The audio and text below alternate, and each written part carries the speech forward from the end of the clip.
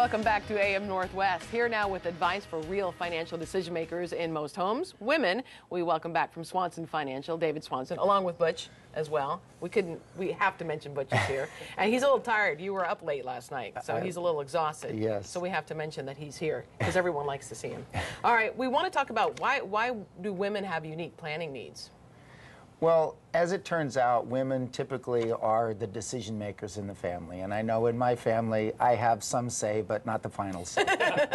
You're a smart man. I am indeed, yes. Okay. I have a good life. Yeah. I do. And a lot of, especially elderly women, are caring for an ailing spouse. They do, and what really, as it works out, is that we're, as men, we burn very bright, but we burn out quickly. And as it turns out, that women either are the ultimate caretaker or they are just alive, Right. and then managing for their lives. And it's a very difficult situation sometimes when you've shared that responsibility, or in many cases, even the husband has taken full dominance of it, and now all of a sudden you're thrust into the, hey, I'm all on my own. How do I Right. figure all this out? And oftentimes women are taking care of their children or their grandchildren. So that's another financial issue to be concerned about. It absolutely, and even some cases are still taking care of their own parents. Right. You know, so we're seeing now, because of the way the economy is, more and more families are actually staying together and doing that. But what happens if you become sick, or the stress of all of that creates an inability for you to function? And so we want to try to figure out how best to manage the resources that you have available for the female, and make sure that she can go on and live a good life, but also be able to be financially stable. So what are some of the things that you will, for instance, if a woman comes into your office, what do you consider looking at? And she's at retirement age. First thing we want to do is do an inventory of what's available for her. So if her husband had a pension, or if she's divorced, what opportunities are there in Social Security? What other claiming strategies does she have that she didn't maybe have? Another thing that you want to make a really careful look at is, are your assets at risk? Because sometimes the main decision maker, who's no longer in the picture, may have determined that what was not very risky for them may be very risky for you, because you don't know when to make a move here and there. So you're too exposed into the stock market and not enough exposed you don't have enough conservative investments, and you could end up running out of money, and we certainly don't want that. What are your thoughts on reverse mortgages? I like reverse mortgages, and I think that everyone should look at, if you're in that situation, you should do a complete assessment to determine if that will be appropriate for you. Now, we for the people that are looking at that, we may we show it to them, and maybe about 1 out of 3, it really works out to be a good strategy for them. But Right. in figuring out to do anything, you want to look at all of your choices and then figure out what's best from all your opportunities. Well, I would think, too, that would be concerned about stock market risk, like what to do with the stock market.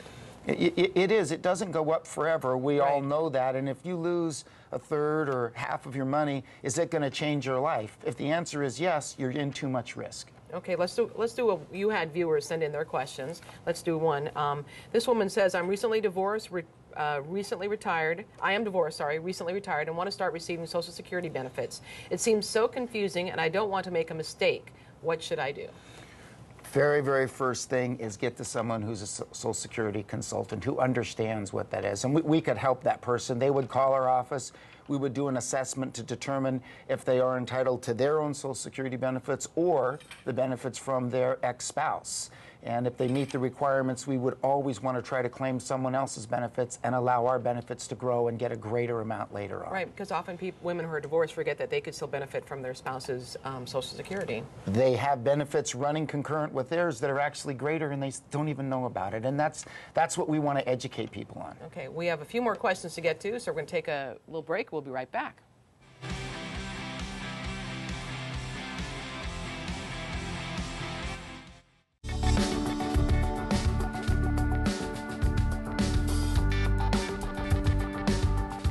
We're back with David Swanson of Swanson Financial, who's sharing advice with us to meet women's unique financial needs. And I was reading to you questions from our viewers. Let's go to our next question. My husband of 35 years passed last year. He managed our savings, and I'm a bit overwhelmed by it all. I am unsure if I will have enough income to maintain my lifestyle. What would you suggest I do?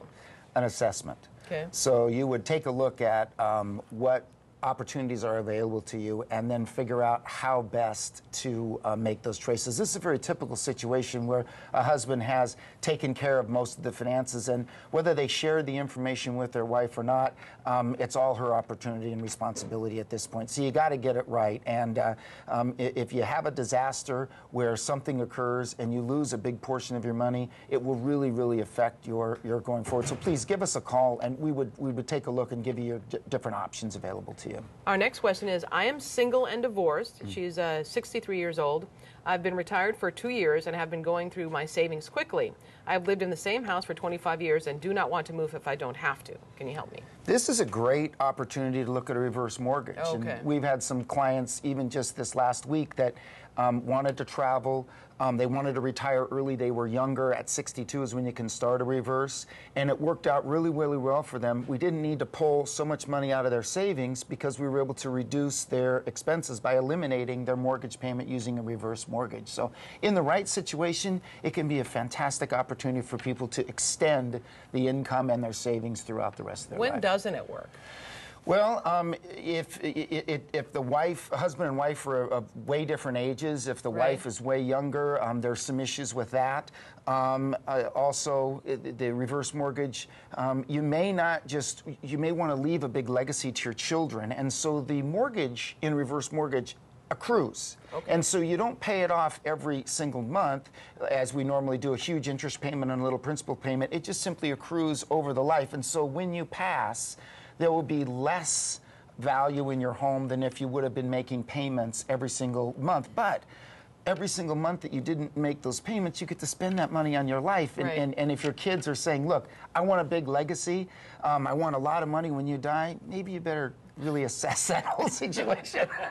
Okay. I'm 65 and a widow. My investments in the stock market have been doing well for the past 8 years, and my deceased husband's broker assures me not to worry, but I'm very concerned about the future. What can I do at this point? Red flag. Yeah. I would have a big red flag on that, and we hear that a lot. Don't worry, let it ride, everything will be fine.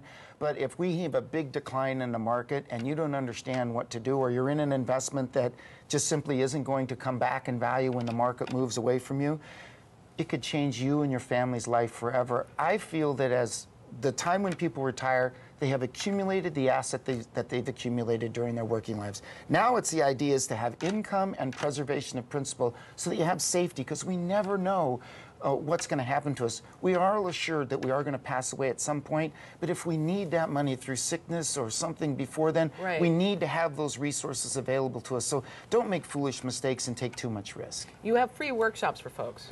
Yes, we do. We're starting our workshops. We have one tomorrow night at the Sherwood Performing Arts Center. We have them every 2 weeks now through the end of the year. Give us a call. They're free. They're on retirement planning and Social Security. We talk about a lot of things.